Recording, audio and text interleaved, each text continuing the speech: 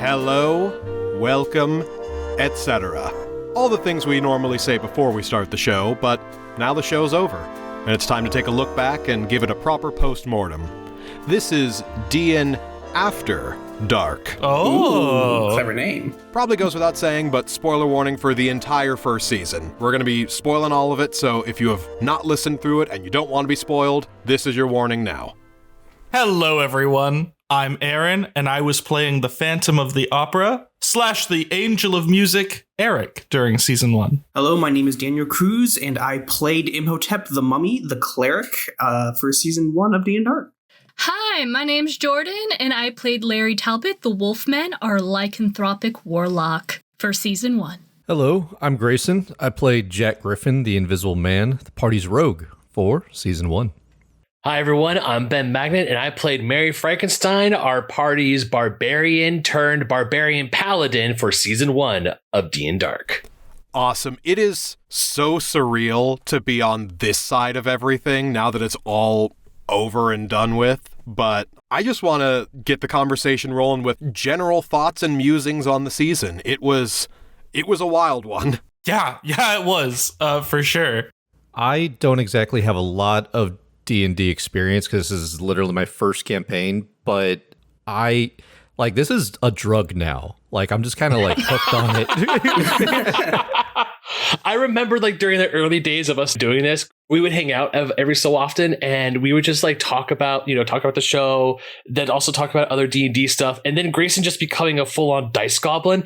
And I'm not helping him because I would scroll through my Instagram and TikTok and I would see dice goblin memes and I would send them to Grayson. But then I'm also becoming a dice goblin because I see pretty dice and I go, ooh, yay. I feel like all of us are either dealers or enablers or any combination of the two. Oh, 100%. Next time Grayson and I go to Side Quest, Shuffle and Cut, or any type of game store the next time we hang out, we'll probably have a pact of if you do it, I'm going to do it.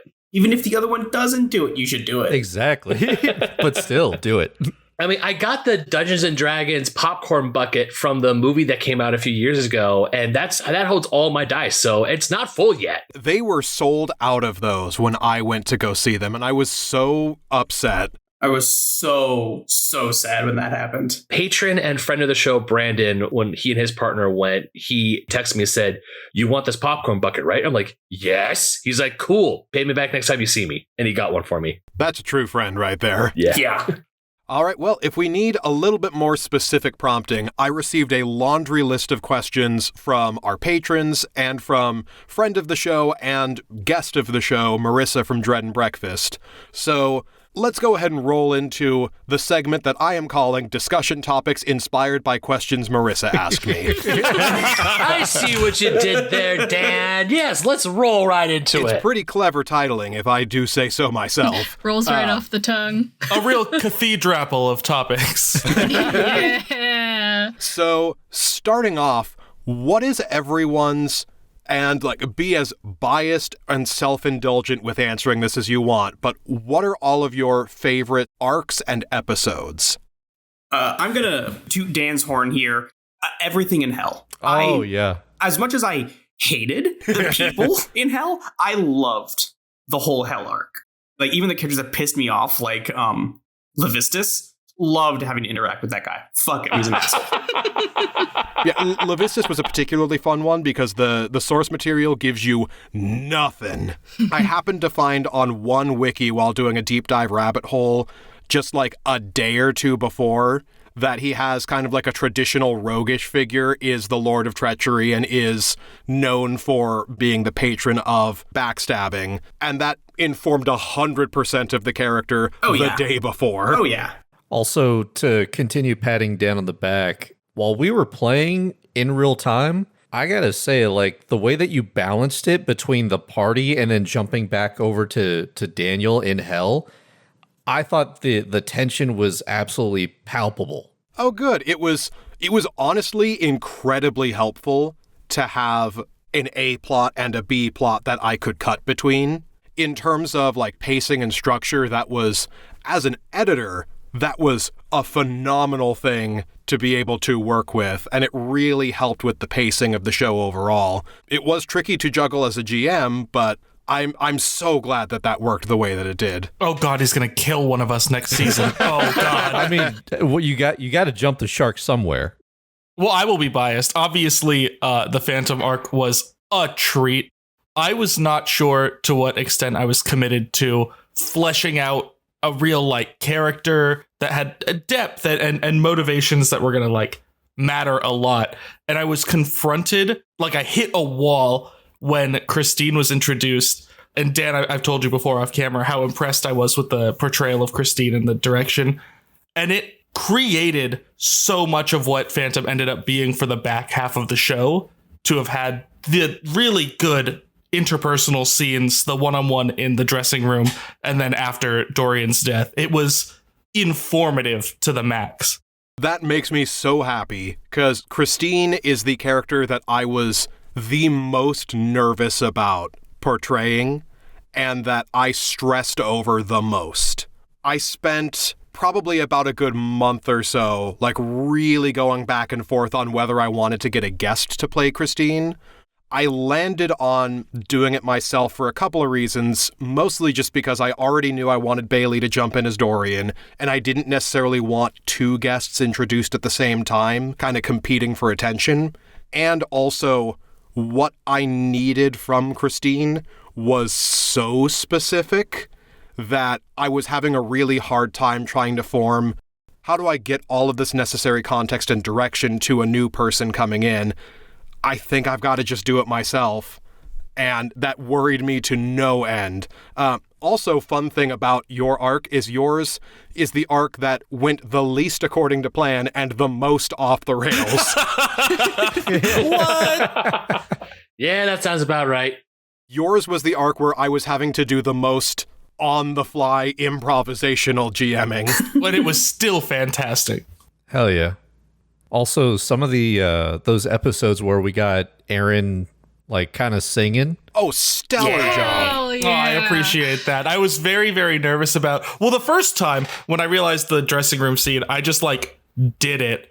And then I was like, well, that was flat. And then I practiced the melody lines that I thought I could find space for. I didn't know what the words were going to be. I didn't know what the situations might be. But I was like, oh, fuck it. I'm going to hit the notes though. God damn it. Go, hell yeah. I loved those moments. I was trying to keep as quiet as possible, but I was cheering over in my own little space. It was so good. I understand exactly what you mean. Christine is far and away not my vocal type. What? Huh? An operatic soprano? One of my favorite moments in the show, there are two that immediately stick out to me, but the one that had me almost bawling my freaking eyes out was when Larry uses the Lotus Pendant to go see Gwen back in time and tell her everything. Mm-hmm. I remember I was at my old house, I was doing the dishes and I was listening to it, and I was just like, I had to put the dishes down just to like really pay attention to like what was going on, like how was Gwen going to react to it, and the way that Jordan played it off, or played it as like Larry is just going to warn Gwen about the incident and hopefully that saves her, and then what happens was just like mwah. And then of course we fast forward to the finale. She's there waiting for him. She turns the shop into an occult shop, which is really adorable. And that was one of the best parts of the finale, I think, that we had on the show. Absolutely. Yeah, Marissa absolutely made those scenes. She did a remarkable job, and she was so nervous, but then was on it for making those scenes what they were, and I'm so thankful for her. You two had phenomenal chemistry. 100%. I adore Marissa. But thank you, Ben. That was gonna be my selfish one of my favorite episodes, because ever since ending the werewolf arc and obtaining the Lotus, Dan and I were scheming of like, what the heck are we even gonna do with this thing? And it went through a few iterations before I was like, okay, where Larry is at this point in the story, he has grown, he has accepted what's going on. This will be how he uses this. So very, very proud. I love how it came together. Oh, so good. When we first finished that arc and had set up the Lotus for it to eventually go into play, the initial idea was if Larry uses it to stop himself from ever being bitten, then Gwen would be bitten. And I was going to try to bring a guest in to be Gwen and do basically an alternate timeline episode with the team minus Jordan. That goes horribly wrong because it isn't Larry. I was trying to pitch a potential title for it so hard that Dan did not like. I really wanted it to be called It's a Wonderful Larry. Why? There's a good handful of titles that didn't make the cut that almost did. I remember another particular favorite of mine that we didn't end up using but came really close to was The Phantom Menace. Oh, That was an idea of Aaron's. I do remember that one. I feel like we should have an entire section at some point of just all the ridiculous names that did not get picked, because there was a lot There of were a lot of them. them. Those are the only two that I can remember off the top of my head, but I know if I were to go back through our notes, we've got some other fun ones. I was curious if there was a moment for Jordan. When did you realize that you were going to take Larry the way that you did? Like, that he was going to stay as the wolf? Oh, that's a tough one because I was flip-flopping for a while. I think I knew ultimately the correct answer was Larry needed to keep the wolf, or he was the best person to have the wolf. But figuring out when Larry learned that was very difficult. I think it would have had to at least had been after the Frankenstein arc, because I know that was a real low point for him. He was kind of going through a little depresso mode.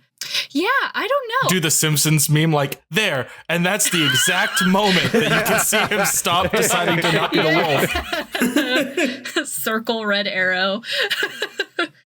What's your favorite arc, Grayson? You didn't say. Yeah. I was about to say, damn. Again, jumping into like the whole selfish thing. Yes. Do it. Yeah, be selfish. Yes. I'm so torn on these two moments. The first one was when, of course, Dan gave me that first kill. It was with that skeleton soldier. To me, like, that was such a fun moment, and certainly at that moment, like, I knew I was kind of like, oh shit, I want to have more of these moments. And then we would kind of get into some of the other arcs and we'd get into some of the other fights. And I think to myself, like, shoot, man, like, I feel like if I pace things out the right way, I could snake and snipe and just jump in at all the right times. He's like, I'm going to steal all y'all's kill. Watch out. That was like a brief moment in the back of my head. And I was like, no, because then I also got to see the hype that whenever any of you guys like got a fun kill. And then honestly, like, watching everyone hype each other up, and then like Ben's descriptors are some of my favorite. Jordan, like, you hit a lot of these like major like cinematic moments too. And it's just so much This was supposed fun. to be selfish. Hey man, I thought this was your super selfish. What are we doing? Well, sorry. I love that it's like, we're all going to be super selfish. Okay, but Jordan. Yeah. Bro, it was like super selfish Uno reverse card. Yeah, we're going to selfishly pat each other on the back. Yeah. Especially Jordan. Hey, I'm coming for you, Daniel. Oh yeah. You know every scene with Ankh made me cry. Oh yeah. You mean every scene that I went to her and was like, hey, if we don't make her cry, we didn't do it right. Honestly, you personally God attacking damn. me. Like, there's so many scenes in this series that I want to pick on, but sorry, off track, just like I always do. So Back to being selfish. Yeah, exactly. The selfish me. I mean, Dan creating a solo adventure for this character that I don't know, like, I felt like there was such a nebulous route that I could take Jack, and sometimes you get bogged down by having so many options. And I was really feeling that, especially like later on, because I kept thinking to myself, like, I don't know if I'm playing him the right way or the best way I should be. Like, I couldn't fill the right spot for him. And then Dan gave me this really, really fun arc where Dan just gave me homework. And he was like, hey, remember that invisibility potion? How about you create it and don't use magic about it? And I think for about 3 months, I just dove into nuclear physics, biology, biochemistry, and like a whole bunch of like other, what was it, like light refractions and like all this other stuff. And I'm thinking to myself, like, okay, I need to find something that ties all of this together. So I think because of that homework and all that stuff that I did on the back end of it all, that is one of the biggest reasons why that's like one of the top contenders for me. It's for like one of my favorite moments. And then just to like top it all off, I was listening to Dread and Breakfast at the time. So I got Fob, and that was just kick ass. I've got to commend the fact that, like, between you, Fob, and Josh, we had 3 very different and distinct feeling mad scientists on the show. Yeah. Yes, absolutely. It was so cool. Josh was so good. I want to commend for all 3 of you because, as Dan said, that we have 3 different mad scientists. They're all different vibes, which is, I just think, really impressive because it's a trope that has so many things that people expect, and none of you were the same, and it was really cool. Yeah. It would be really easy for you 3 to feel samey, and you felt so different from each other. I'll speak for myself at least. I did watch a few things that were like very mad scientist-y, and I caught a little bit of a glimpse of like that stereotypical mad scientist behavior. And I was kind of like, well, if that's what everyone's expecting, I wanted to try and do something different. And plus, with the way that Jack was already being played beforehand, I was like, it would be such a hard turn to jump right into that. So what if this is the guy that was coming off of all that? So that's essentially kind of where I started with him. You played it so well. I'll fully admit that the Invisible Man movies are my favorite out of all the classics. The way you played him made so much sense of like, okay, the Jack we see at the very beginning has just come off of the mania. He's kind of returning to who he was. And then the take you bring with him during your arc, I was both cheering and terrified because you captured that energy and maniacal just vibe so well that I was like, yeah, that's the boy. Oh no, he's coming after us. You did a fantastic job of retroactively recontextualizing your entire character. It changes everything. Mm-hmm. It had me wishing a little bit that we were able to get to that sooner, but I think where it's placed works pretty well. Oh, yeah. But yeah, all of your early stuff, you can see in a totally different light after that arc, and you did a really good job of bridging that gap and making it all succinct and cohesive. I mean, a lot of that credit goes to you guys, because I've listened to the episodes like multiple times, and there were plenty of times where like I was like taking notes on each of your different performances, and I'm thinking to myself like, how is everyone so engaging?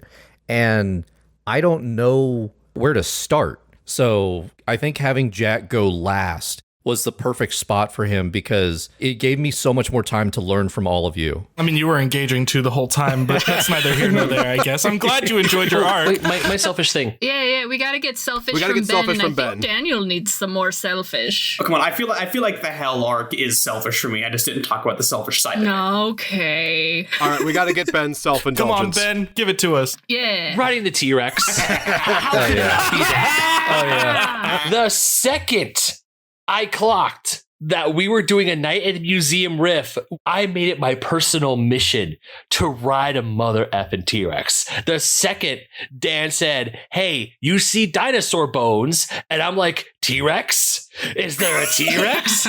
And he said, yeah. I'm like, dice gods, I heed thee now. What's funny is I had to kind of change the layout of the museum in the moment as soon as I heard how excited you were to deal with dinosaurs. Because I originally had it that the dinosaurs were on the upper floor and the Atlantean conch was on the lower floor. But as soon as you started engaging with the possibility of dinosaurs and hearing how excited you were, I couldn't just leave that alone. Good. Well, thank you for doing so, because that gave me the best mount in the entire game. It's always a treat, Ben. Like a staple of the show with you in particular is you always have the coolest freeze frame moments. And I think what makes them just so special is the absolute glee you have every single time there's a cool moment with Mary is so infectious that it's like, yeah, Dan, keep giving him new toys. Keep doing it. Keep going. He's having so much fun. You are like the perfect hype man. Yeah. Aw, thank you. There's a reason we've had you hype up literally every session. Yeah. Every time we record, I always say, "Are you motherfuckers ready for some D&D?" As an under the hood thing, it also gives me something to sync all of our audio to. Yeah. Hey, it's fun and it's functional. Best of both worlds, right? Absolutely. Yeah. But yeah, just being able to have that little boy's dream of riding a T-Rex skeleton, and also just being able to ride Teresa again for the finale. It felt so right. It was fun. I always love when I can alley-oop you guys with your like general energy or descriptions or cool moments like that. I know when we record these, you can't see my face, but the smile I had was so big. I could hear the smile you had. I was gonna say, yeah, like that's one of the best parts whenever I get to hear the general excitement of any of you guys. Like, I'm usually listening for that smile that you have whenever you're conveying whatever it is. And of course, like, Ben, when you get those moments when you're writing Teresa or when you're asking a certain question, like, I could either see the smirk level or the smile level, and it's one of the two. Yeah. Yeah, nobody does excitement like Ben, and nobody does panic like Daniel.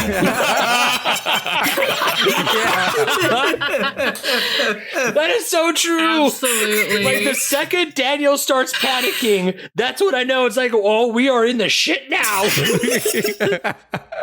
I wish I had my camera on when it finally clicked that this is an avatar of Orcus, because that was genuine fear. That was genuine. Oh God, he's actually making us do this. You can It was hear visceral. Oh yeah.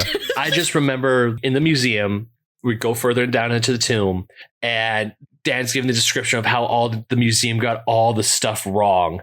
And Daniel's voice just going, "Oh no, this isn't my king. Oh no." Just the sudden realization that it's Ankh-Sun-Amun, and the fact that all of us were thinking, "Oh shit, do we have to beat up his wife? I don't want to do that." I love how you guys were worried that you had to beat up his wife, while Aaron and I just immediately schemed and we're like, okay, so this is the plan. Everybody else, do we have to? Those two, we're going to. We did not plan on beating up your wife, by the way. Our plan was grab it and run. Exactly. But Yeah. but it was still on the table. But we're the bad guys. Oh. I think that was certainly one of my favorite moments. I want to say it was one of the first times that I got a belly laugh from all of you. Yeah, it was so good. It was classic. Less of a trick, more of a lie. It was good. That was really good. I remember the first time Jack really came out of his shell was with the damn hat. I rub it all over myself. I remember the visceral disgust from Aaron. I was like, what the hell? Yeah, you leaning into the hallucinations 1,000% was so unexpected and so funny. There was a moment where I realized, like, Jack needs to calm the down. And thank God he failed those con checks. And the cure was hat. That's actually a pretty good transition to our next discussion topic. What do each of you consider to be either your character's defining moment or your own personal moment as a player?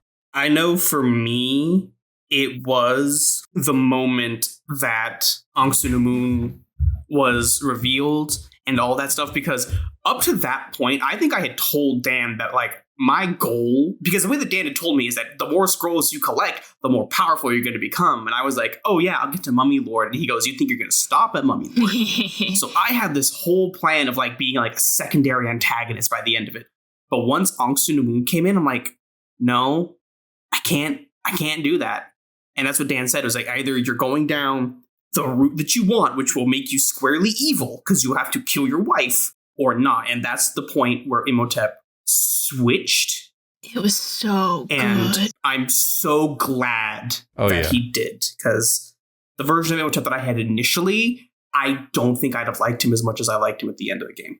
I've told Kendra this so many times, but with Dan bringing Kendra in, that first reveal was one of my favorite moments. Again, like all these moments, but you could tell that Daniel was just kind of like, all my plans are finished. Ruined. Like, exactly. Like it all goes into the trash. Like everything that I had planned for this guy. The other thing that was great about that specific thing, though, was the fact that we had that reveal. Kendra got added into the server, and then we had like 2 or 3 weeks off. And Kendra and I spent all that time making sure our stories lined up. That every detail we both would have known, we both knew.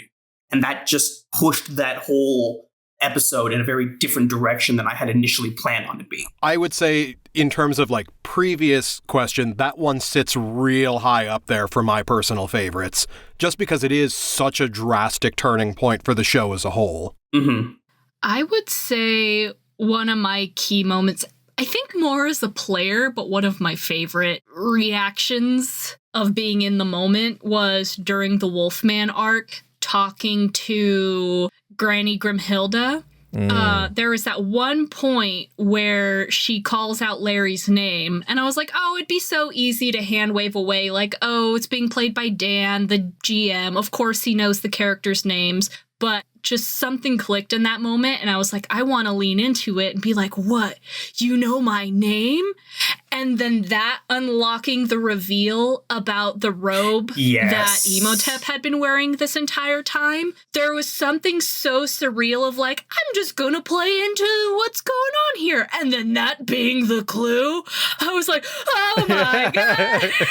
It was so cool. I was so happy that you yes-anded me on that, because it would have been so easy for that to fly under the radar. Yeah, and I was like, I don't know how, my brain was working real good at that moment, and I was so happy I caught it, because it made me feel like I was in the moment, and the dread was very real.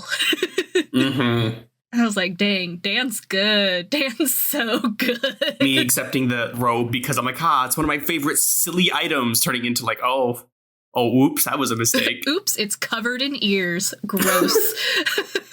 I'll jump in. I want to say it was like the first episode setting up for the Jack and Phantom rivalry. That was a fun thing to kind of play on for a good while. It certainly gave me plenty of moments where I'm trying to figure out like, okay, I don't know how far is too far.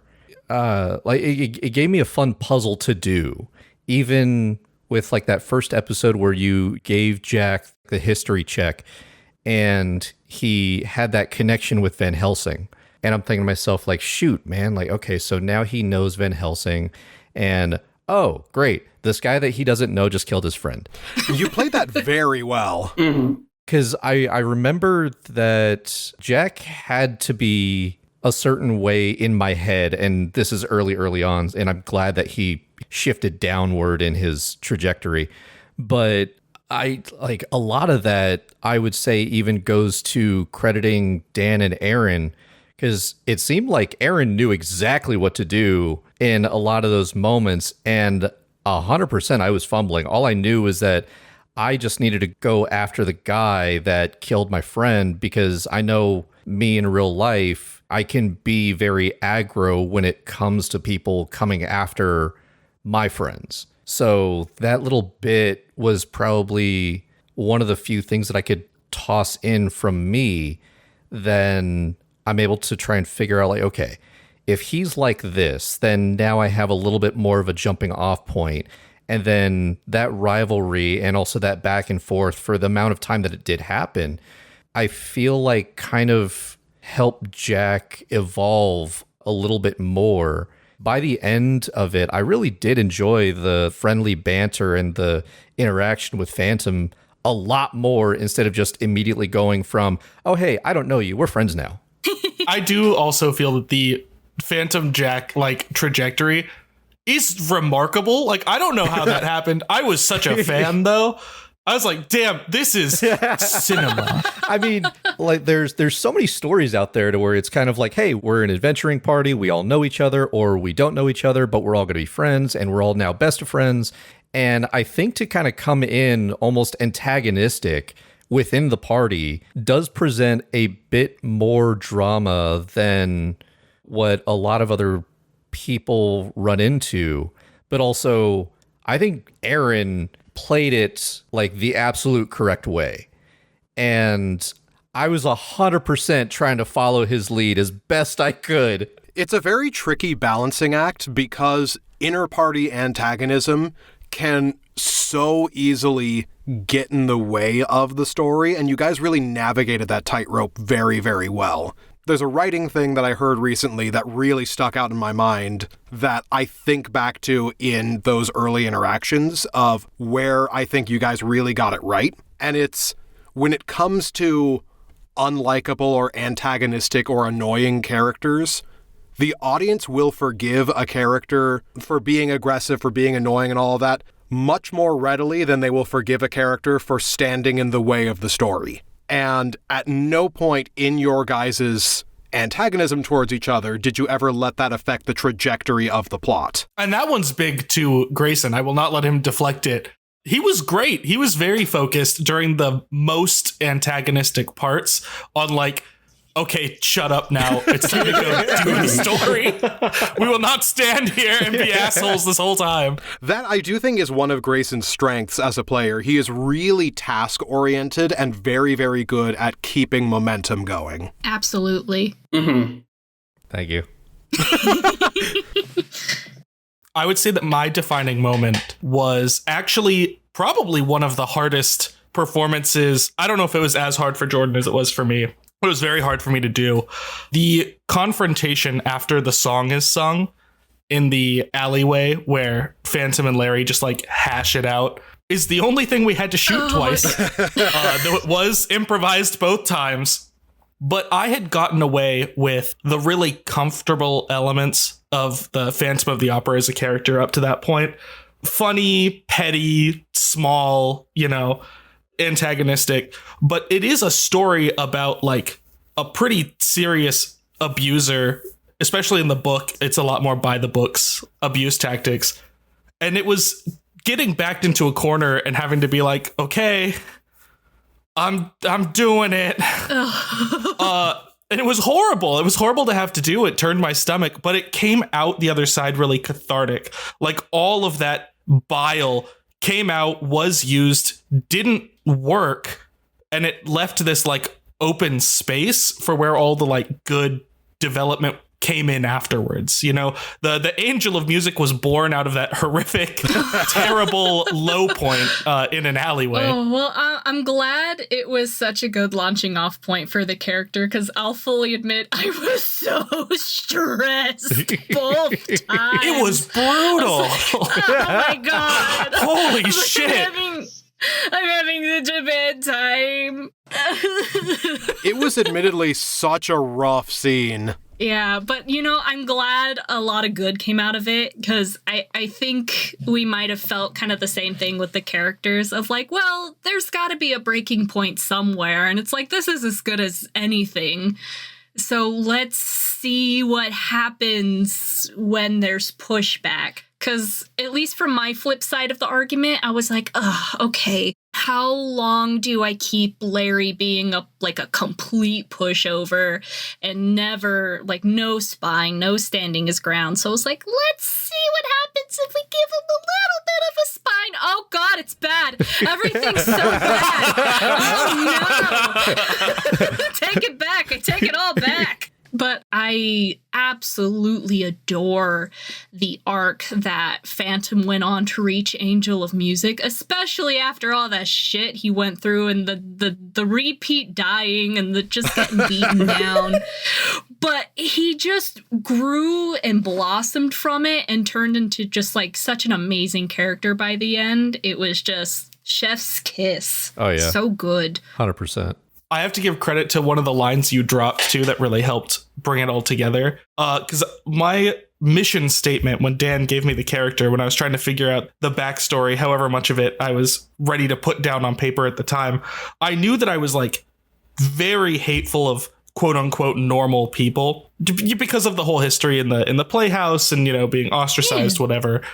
But when you dropped well, right now, Christine is one of those regular people out there, I was like, I fucked it all up. I was like, oh no. What? Oh God. Oh shit. Oh no.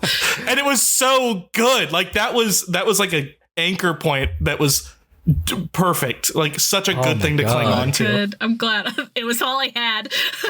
On a similar note, I think for myself as a GM, around that same time, one of the things that I would point to as like one of, I don't know if I would necessarily say a defining moment for me, but like a big lesson that I learned that cemented and changed how I approach DMing was at the tail end of the Phantom arc with another thing that we did go back and re-record. The end of the Dorian fight with the monkey paw and the way that Christine lost her voice permanently and all of that, that originally played out very differently because I felt in the moment after we had been going for a while, the pressure and need to wrap things up. And I felt like I don't want to do this to Christine. I'm worrying about making this character too much of a victim and taking away her agency. I'm going to let Phantom off easy here. And then the whole day as we walked away from that session, that didn't sit right with me. And I messaged Aaron and said, hey, I think we got to redo that ending. This is what I have in mind. What are your thoughts and feelings about it? And his response was, oh God, that hurts so bad. We have to do it. I think that might be verbatim. Yeah. So we did, Aaron and I did re-record separately that conversation between Christine and Phantom and replayed out the end of that arc differently so that there would be that lingering consequence that Phantom would have to learn from, and inarguably couldn't shake that I did that. And it was such an important thing for the character, and it was such an eye-opening moment for me as a DM of, no, I can't take the easy way out for all of these. It's always worth it to go the extra mile to do what the story needs to be. And it was fucking fantastic. Oh, yeah. Mm-hmm. Well, thank you. Yeah, I wanted to say that, Dan, your instincts on a lot of these like narrative beats is kind of uncanny. Oh, thank you. I appreciate that. A lot of it is the long arc of the story having sat in my head for years at this point. But a lot of it, too, is just me feeding off of what you guys are giving me. You guys make so many very good, risky, and informative choices in how you play the characters that it makes the next steps for what obstacles I should put in your way a lot more obvious to me. I don't know if this is appropriate right now, but I wanted to jump in and ask Jordan about her DM style for the whole Hell arc. That's interesting because it was very collaborative with Dan. At least for the Hell arc specifically, it felt less like DMing and more like, okay, how to be obstacle for Daniel with this flavor of devil.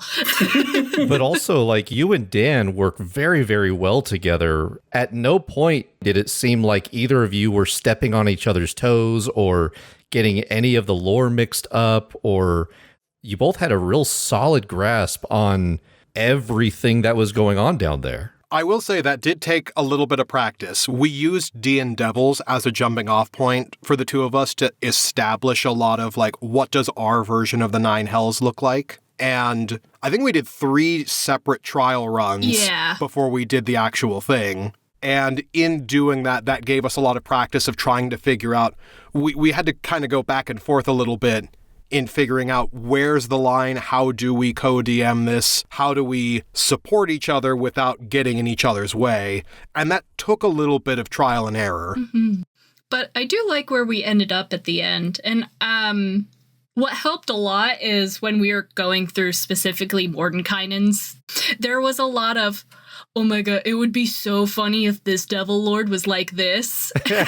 And just going back and forth like that for a while and like, oh my god, this is Disneyland. Just like, yeah. I'm so glad that Diz was Disneyland. Oh, yeah. That was so funny. That was like, that reveal was... I don't know when the Disland joke occurred to me, but it was very early on, and it was one of the strongest things in the setup of Hell that stuck in my head of, how do I make these other 9 layers feel like they're in the same universe where this exists? Yeah. So that definitely was a backbone to a lot of the whimsy of this version of Hell. That reveal was just fucking, like, it just blew my mind. I'm thinking to myself, no! A pivotal moment for Mary's character arc, I want to say, is when he forgives Victor for all the shit that he did. And he's asking Victor for his forgiveness for inflicting the same pain on him. That was so good. Because for the longest time, I thought, do I want Mary to be the monster that everyone thinks he is? And then once we got to the end of the Victor arc, it was one of those things where the stars aligned. And I thought to myself, like, this is the moment. What I do here is going to change Mary for the rest of the game. So I figured, you know what? He saw that monsters and humans can coexist in Stratford. And you know what? There's a way for us to coexist. So he makes that first step into essentially telling Victor that he's sorry for all the stuff that he did to Victor in retaliation for essentially Victor freaking out at the fact that he created him. How did you feel about Josh's response? I was not expecting that. I thought he was going to be a little bit more standoffish. I also think that him turning into a mind flayer kind of helped because he realizes like, oh, I also became a monster in a sense. So I guess this is what I get. But the fact that I don't want to hate him anymore, the him as in being Victor Frankenstein, that Mary didn't want to hate him anymore. I guess it was like, it's, baby steps. It was a really emotionally mature moment for the character. Especially for, like, what was it, a 2-year-old? Yeah. Yeah.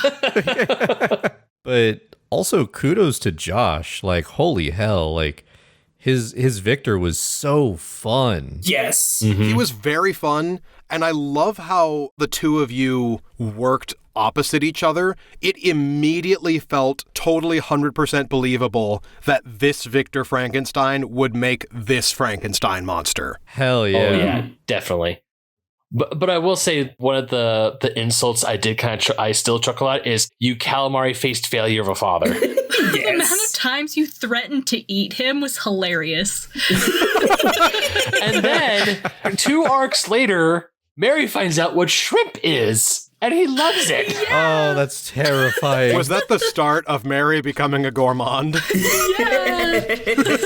Which was the best, like, sub-arc for Mary. To be perfectly honest with you, Dan, it took a moment to realize, wait, Mary was like living out in the woods. He was surviving. He doesn't know what seasoning is. He doesn't know proper cooking techniques. And here he is at the most fanciest banquet he could think of. And he's trying all these flavors for the very first time. And it's like, do I want to be like the picky 2-year-old? No, let's make him into a foodie just for the shits and giggles. I made that decision just out of pure of shits and giggles, and I thought it would be funny, and it lands. I think it just dawned on me right now, that arc where Mary becomes a gourmand, everyone else is having a terrible time. All right, so I think this is a good time to transition to the Q&A questions that our patrons presented to us. Yay! Patrons! So, starting off, a question from our patron Lenink13. In the Dorian Gray arc, the monkey's paw was introduced with 3 out of 5 wishes already used up. What were the other 3 wishes? Ooh. So that was actually part of where we got a little bit derailed and went off plan. The monkey's paw was originally going to be a bigger focal piece. Bailey and I basically came up with a backstory for this version of Dorian Gray. And essentially, when Dorian was getting his portrait painted by Basil, Basil unknowingly had a monkey's paw in his gallery. And the first 2 wishes were Dorian wishing that he would never age and that the painting would age in his stead, and Basil simultaneously wishing that he could capture the essence of Dorian's true self within his work. Both of those wishes fired off at the same time, cursing Basil to imprison souls in paintings, and giving Dorian pseudo-immortality with the soul cage. The third wish was a wish from Dorian to be able to try to sustain the youth and beauty of his painting, giving him the ability to filter the souls of others into his painting to rejuvenate it. But over the span of time of doing that, it was growing less and less effective with shorter and shorter windows of time before reverting back to its normal state. So his actual plan was going to be to use Christine Daae to lure the entire town into the opera house, trap everyone inside, set it on fire, kill the entire town in one fell swoop, and magnetically draw all of their souls into his painting at once as like the biggest hit the painting's ever gotten in order to try to make it actually stick this time. Oh my god. Jesus. That didn't end up happening, but I mean, Jack was ready. Then next patron question from Rusty Halo. What are the team's zodiac signs? Yeah. I don't know. I never thought about that. I'm going to be honest. I don't know zodiacs enough to give you a good answer. I'm Pisces. That's all I know. Phantom, Gemini. I did some Googling. Lon Chaney Jr. is an Aquarius, so maybe that. But also, I feel like Larry's personality links better with Cancer. Just the more emotionally sappy little crybaby. You know what? I feel like this could be a cop-out answer because Mary's built of a bunch of parts, so all of them. Ha. Yes, Yeah. that's a good cop out. That's a good cop out, though. He is the full calendar. He is all of them. Yeah. For Jack, I have no idea, so I'm just going to go with Libra. That makes sense. He's very, like, logical and balanced. And, well he got disbalanced at one point. Yeah. It's all about riding the scales. Yeah. He got there in the end. It's okay. Dan, give us Marlowe so you can fit in. Yeah, Hell get yeah. in here. I feel like he's a Leo. That feels right. Yeah. Then next question from the Lone One VA. What other alternate classes were floated around for the characters before the ones used in the show were locked in? Ooh. Now, this is an interesting one because the initial conceit of D&Dark before it was a podcast, it was for a completely different table that I was playing with. I wanted to make a little Halloween one-shot. So all of the character sheets that we had for D&Dark were pre-gens that were made in advance. So everybody clocked into a character sheet that was already made. However, there are a couple of them that did change pretty drastically. The one that changed the most was Larry. So I will toss that over to Jordan if you want to elaborate.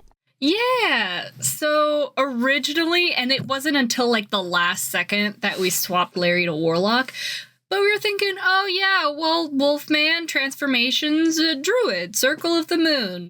All done.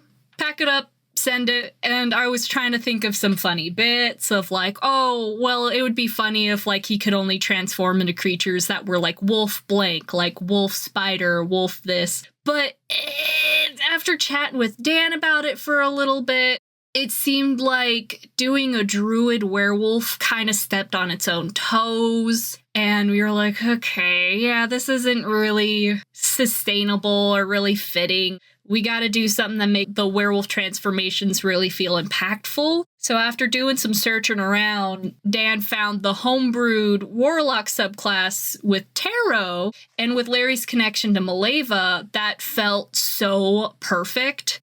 And originally, and this is going a little bit past the class at this point, but When Dan originally pitched to me that the werewolf was going to be like this strong, godlike, demonic entity, I pushed back on it a little bit. I was like, no, I just want him to be like a normal werewolf and blah, blah, blah. And he was like, nah, you're the wolf man. He's got to be like the werewolf. And I was like, I don't know about that. Blah, blah, blah, blah.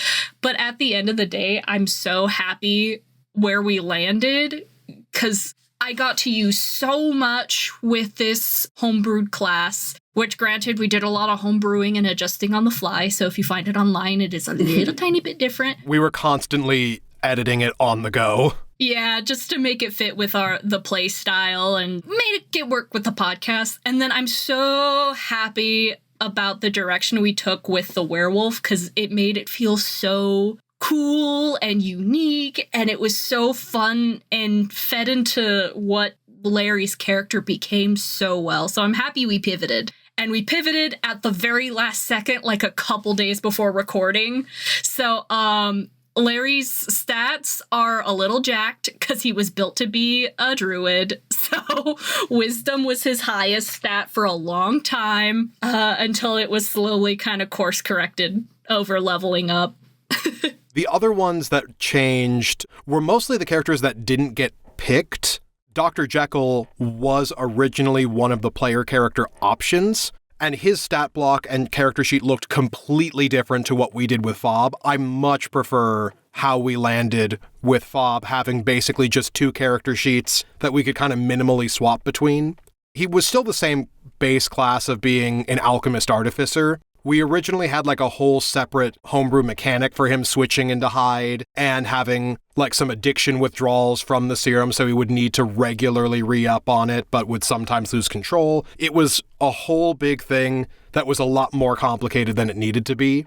I also toyed around with the Gillman being a ranger for a bit. He was another character sheet that didn't end up making the cut because I couldn't find a satisfactory way to build him. And it wasn't until I knew what I was going to be doing with Big Ben that narratively it started to make sense for him to be an aberrant mind sorcerer. But otherwise, pretty much all of the other character sheets were already pretty cut and dry from the beginning. Next question from Pointless Not. What is everyone's background or history within the TTRPG space, and where were we at before starting the show? Hardly anything.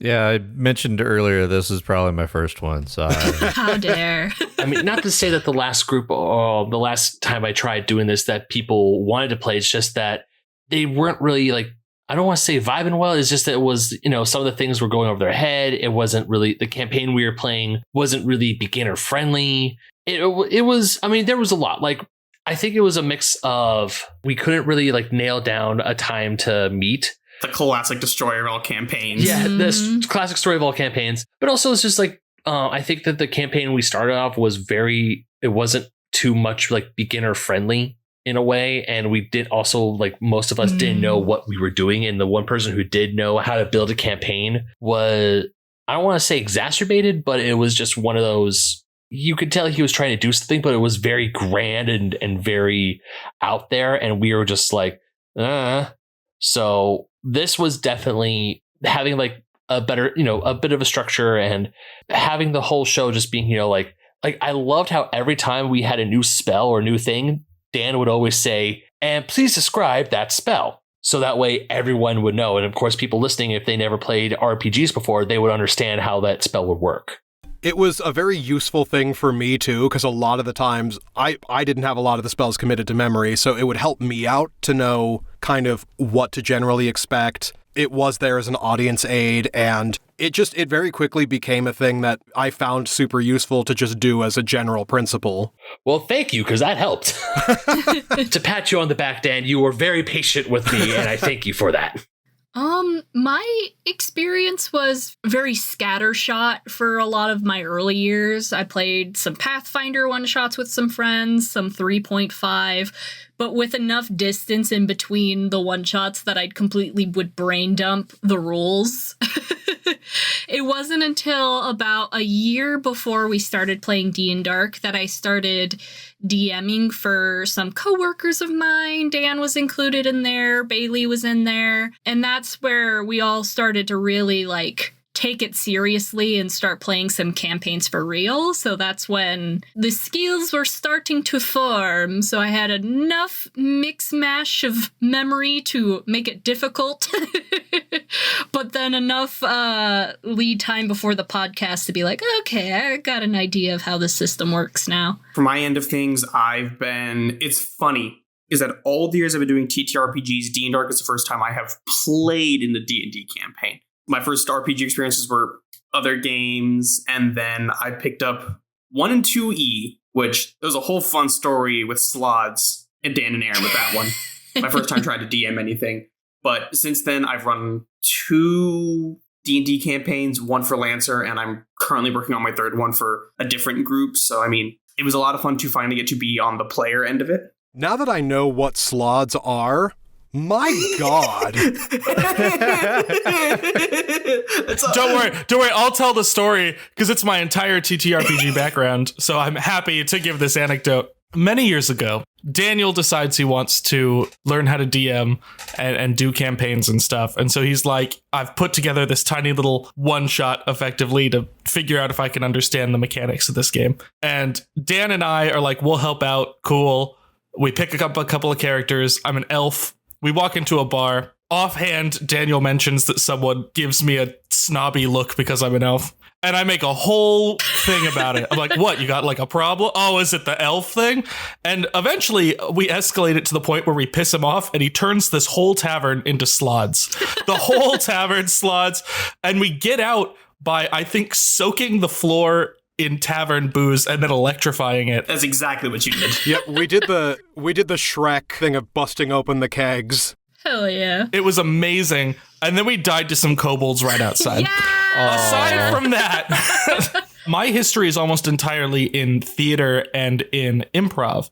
Thank God some of that improv was long form improv to practice the idea of building a character arc. Because I didn't have a whole lot else going into this. You know, all the roleplay stuff, the performance aspects were relatively natural and very fun to do. But keen-eyed listeners might know, I apparently can't read a character sheet or what spells do, or it's kind of wild. So all the mechanical stuff was brand new to me the whole time. Well, not the whole. I guess I played it for years by the end, but you wouldn't know the difference. In the Discord server, one of our patrons made a meme that basically offers the regular way to cast prestidigitation and Aaron's way of casting prestidigitation. Yeah. And the creative background behind all your interpretations of prestidigitation always have me floored. Credit to Dan, they didn't always follow the rules. Yeah, you guys, you pretty quickly keyed into my sensibilities as a DM and found the hack for getting away with bullshit. As long as it's narratively interesting and what you're doing has an equivalent cost, I'll let you get away with basically anything. Hell yeah. Or if you're me, the hack is, I have this really dumb thing I want to do, but it's going to make things infinitely worse. Do it. Oh my God. Yeah. Daniel. Actively being told, Yeah, do if it. there's a cost, I'm usually game. This was actually, D&Dark is where the bulk of my DM and TTRPG experience comes from. Similar to Jordan, I had done a couple of one-shots as a player. I was playing in her campaign, so I had just a little bit of a background that was kind of scattered and spread over a couple of different systems. And then I had DM'd a couple of honey heists and then D&Dark. It was a lot of me learning how to DM on the fly. But I do have to commend Jordan as a DM. There was a lot that I could learn from her DM style, playing in her campaign. And once I kind of clocked in and figured out where I wanted the balance of things to be, it started to come a little more naturally. Early on, I definitely was significantly more railroady early in the campaign than I was late in the campaign. That's partially the nature of the story, partially me just kind of figuring out how to do this. And I had also, in terms of planning out the campaign, I had only planned out the first half. I knew what Raynor's plan was, and I knew where I wanted it to end. but I had only plotted up to what became the mid-season finale, because I figured, all right, I have no idea what anyone's gonna do and how different things will look, so it's dangerous to plan any further than that. Yep. I'll also given you some more grace, Dan. I think at least a couple of us have mentioned, no, please railroad us. Please have some bowling guardrails. I like trains.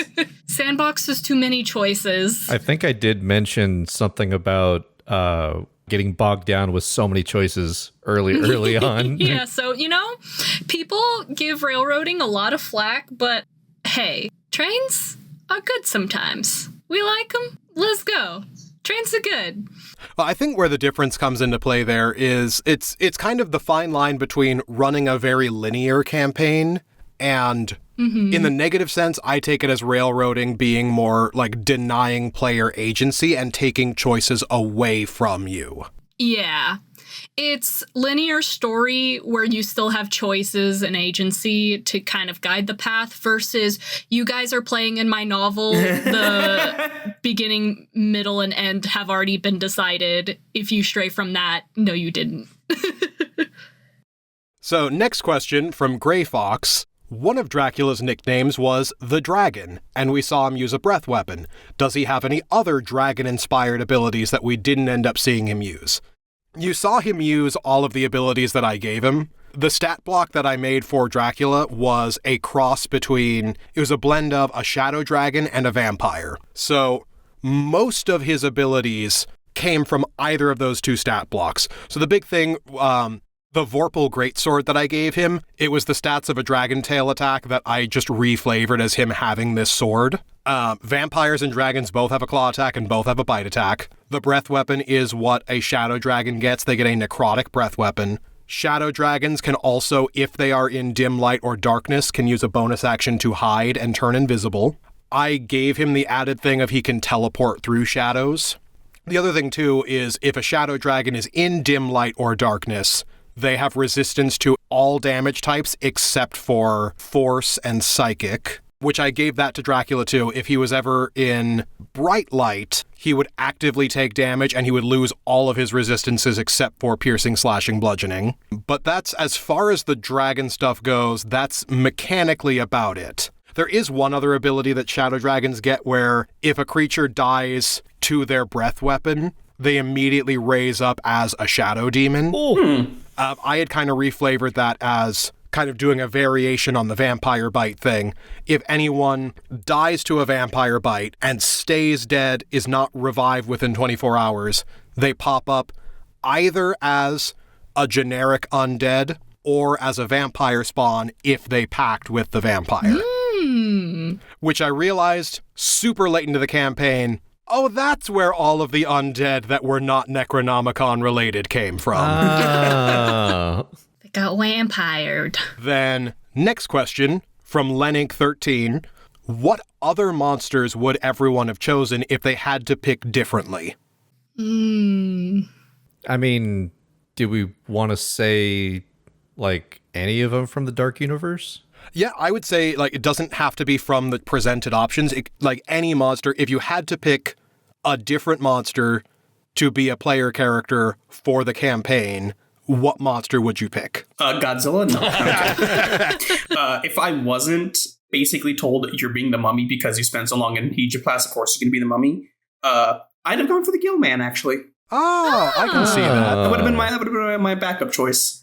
When Dan was doing his test one shot, I initially picked the mummy, which, thank God it was Daniel. His interpretation is so much better. I was just Skeletor reskinned. Recon. So, technically the Wolfman's my second choice, but I don't know, playing the Bride would be cool, especially with kind of the flavor it ended up with at the end. Oh, yeah. If Dracula wasn't the big bad, I probably would have played Dracula or some sort of vampire. I remember early on when we were first getting everyone together that both you, Ben, and Grayson were on the fence between your character and Carmilla. Yeah. Yeah. I was thinking about playing Carmilla, like, for a while, but I don't know. Like, I really like rogues. I came into this and I just told Dan, like, if I get to play, can I just be a rogue? He's like, yeah, I got a person for that. I was thinking of, because for me, I thought like a vampire could be, because one of the first classes of D&D I wanted to dip my toes into was like an eldritch magic using fighter, like a sword fighter who could also use magic. That's like one of my favorite fantasy tropes is I love being a magic sword fighter. But then like I was looking into the blood hunter status. I was like, I don't know. Then I saw Mary. I was like, yeah, I'll definitely, I could be a barbarian. I like dealing damage. That's fun.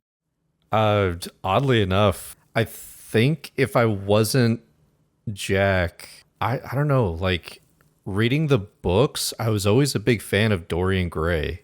Interesting. I might have tried to go that route. I would have fought you to the fucking death for it if that was an option. I think you were already locked in before me, so you probably would have got it. Aaron locked into Phantom so quickly. That said, I would absolutely do an alt universe where I did Jekyll and Hyde. I can see it. Yeah. I love performing not very good facades. And that's like the whole thing. Ooh, I just thought of another one I probably would have liked to play as Quasimodo. Yeah. Well, if Dan will respond to my emails about the French spinoff. Hear me out. We do another special one shot. Phantom gets to return, but everybody has to play a Lon Chaney Sr. character. Yeah. The shame is, of the Universal monsters, Lon Chaney Jr. played all of them. I know. I was going to say, I could just play another Claude Rains, another Phantom. You could be oops, two That's phantoms. true, he was Phantom in one of the later movies. Yeah. Can I be the Antonio Banderas one? Yes. Oops, all phantoms. Yes. Oh, no. Phantoms of the Opera. Yes. Let's do it. And I'll be the Phantom of the Megaplex. Yes. Yeah. Dibs on Uncle Deadly the Muppet. Yeah. Oh, God. And they're all at the beginning of their character arc, but I'm at the end of mine, so I'm just wrangling everybody. We're all the worst, and you get to be Team Mom. Yeah. Can I be the Goosebumps one? The Phantom of the Auditorium. Yeah. All right, Aaron, we got your one-shot idea. Yeah, I'm throwing my French spinoff Dreams in the trash as we speak. It's fucking... Well, you know, it's funny, Ben, that you bring up Quasimodo, because one of the other questions that we got from Rusty Halo was, were there any characters or NPCs that we wanted to introduce but were unable to get to or were cut from the show? The only two that I wasn't able to find a clean way in on were Quasimodo and Dr. Pretorius from The Bride of Frankenstein. I actually, early on, when I was expecting things to go in a slightly different direction, if I were going to have more scientists creating more flesh golems, I was going to bring in Dr. Pretorius as another NPC for that. And I think, if I remember correctly, for the pilot inciting incident, the letter that Mary intercepted that brought him to the graveyard at St. Mary's, my original idea was that it was intended for Dr. Pretorius. Oh, shit. But that didn't end up, there wasn't really a clean way for him to get in, and we were kind of drowning in mad scientists, so there wasn't really room for him. And then for Quasimodo, it's tough for a story not set in France. I mean, we do already have the Phantom, so I could kind of hand wave it away a little bit, but he's so tied to A very specific real world place. Yeah. You kind of can't take Quasimodo out of Notre Dame. Nah, that defeats the whole purpose. I did, briefly play with the idea of Quasimodo being an Igor, but I was going to say the only other pitch that I would have for that is that he links up with Maleva somehow, because maybe he traveled with Esmeralda later on. Oh, that's a cool idea. But yeah, either way, those two, I didn't really have a way of cleanly bringing them into the story. I just barely managed to get Gilman in there, but he was one that was important enough for him, and the bride were important enough for me to try to shoehorn in. Next question from the Lone One VA. What is a particular D&D monster that you would have liked to have encountered in the show that you didn't? This is my way of turning the question so that it's not just, for me, what monsters would I want to include? Opening it up to all of you, what monsters would you have liked to have encountered? I mean, there was a monster that I wanted to have encountered that we put into Tutorial Island. So we had a Tarrasque in our game. You just didn't get to see it. For context for the listeners, before we started the pilot, we did a test recording where everyone was playing from level 1 to level 3.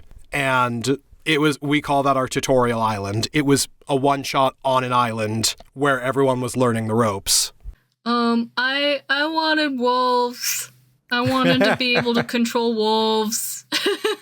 And the only ones we got were undead. And I was like, no! I'm supposed to be the biggest, baddest of them all. I wanted a wolf pack.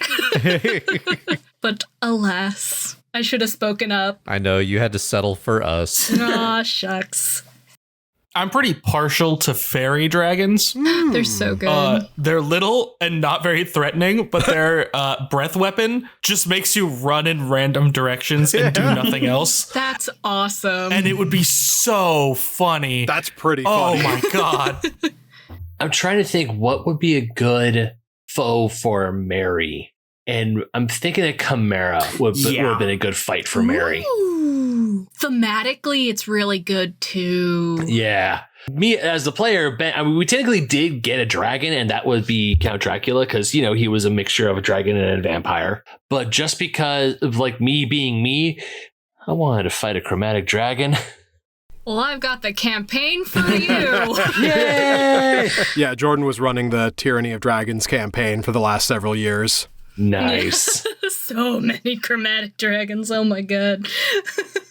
I mean, unfortunately, my library of D&D monsters isn't exactly that vast, but I did hear about a real fun one that could have probably given us a run for our money. I think it was called the Bagman. Yeah. I actually, right before the reveal with the Bag of Weasels, one of our patrons messaged me and said, "Oh my God, are you doing the Bagman?" Oh, yeah. And I had to tell him, "Oh no, trust me, this is infinitely stupider." Because I remember reading about it and I was thinking to myself, oh, that would be such a fun twist where it's we're trying to pull something out and then something pulls us in or something like that. So that was a little bit of the motivation for Jack to never ask for the bag back. Thought there was a guy in there. Yeah.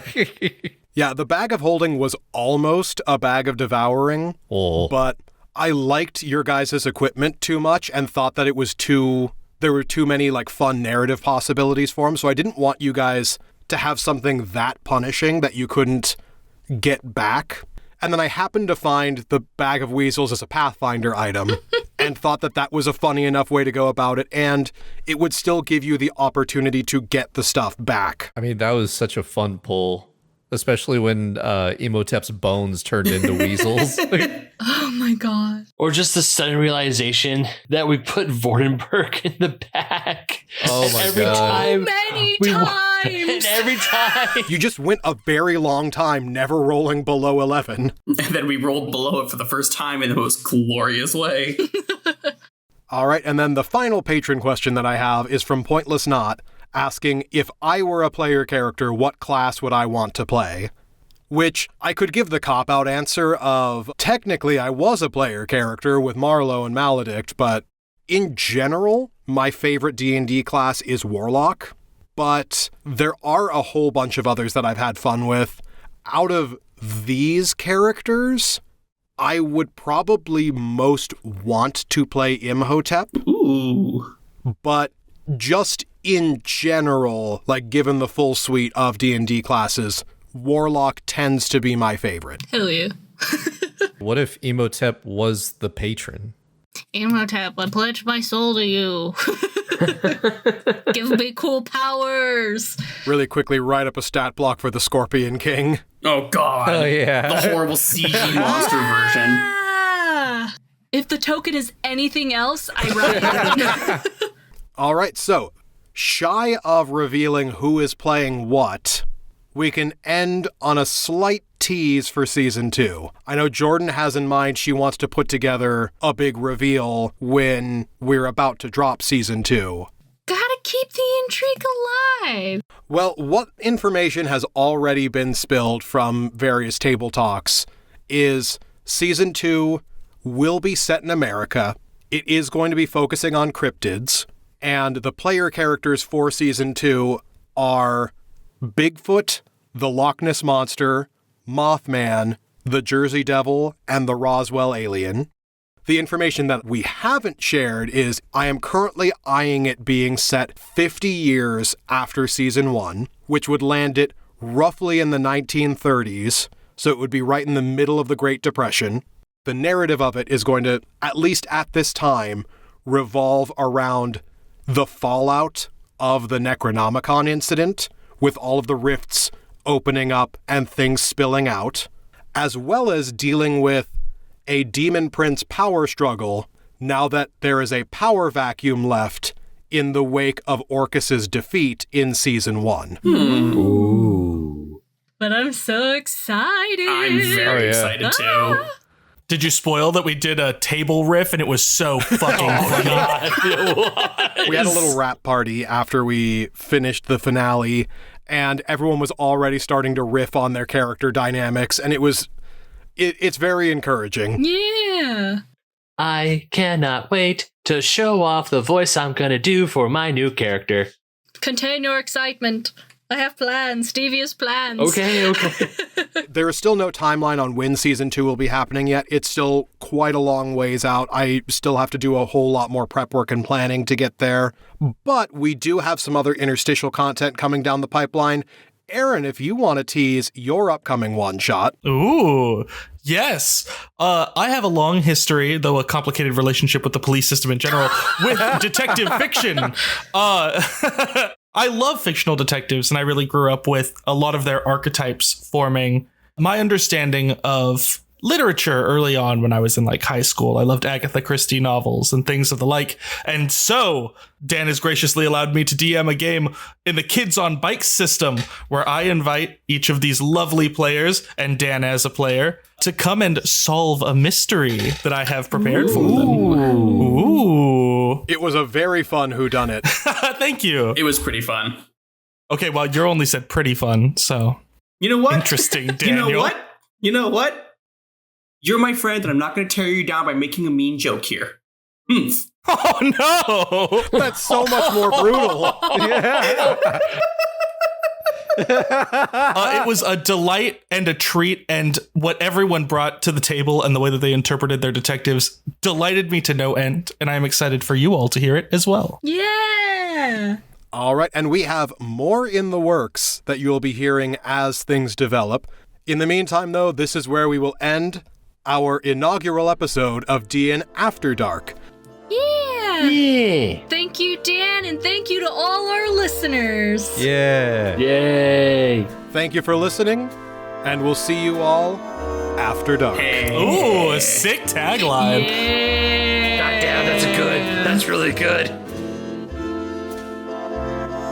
Thank you for listening to this episode of D&D After Dark. Our intro and outro music was In Your Arms by Kevin MacLeod. Special thanks to the patrons who submitted questions, as well as our other patrons, CJ, Pyropat, Direbeast, Adenine, Brandon McClure, Mellow Calico, Billy Bob Jones, Harley Q135, Lindsay Tutt, Pink Shy Guy, Sparks Witty, Emperor Palpatine, the OG Phantom, and Tony LeRae. Keep an ear out for more interstitial content from us and more news about Season 2.